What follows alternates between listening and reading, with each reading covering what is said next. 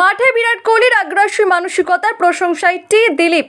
বয়স বাড়লেও মাঝে বিরাট কোহলির আগ্রাসন ও জয়ের ক্ষুধায় কোনো ভাটা পড়েনি।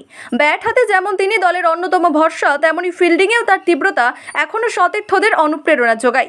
এবার কোহলির এই মানসিকতার প্রশংসা করলেন ভারতীয় দলের ফিল্ডিং কোচ দিলীপের মতে কোহলির ক্ষেত্রে ফিল্ডিংয়ের সময় ইন্টেন্সিটি নিয়ে কোনো আপোষ করার প্রশ্নই ওঠে না।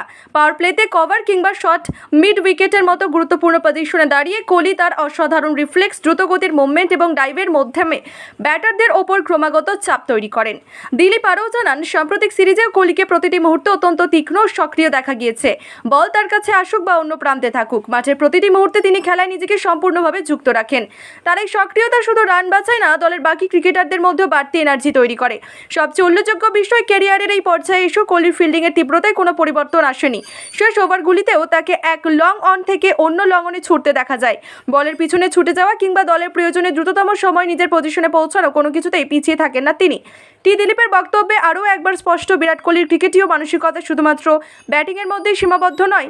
মাঠে তার পরিশ্রম, আগ্রাসন এবং প্রতিটি বলকে গুরুত্ব দেওয়ার মানসিকতা এখনও ভারতীয় দলের জন্য বড় শক্তি।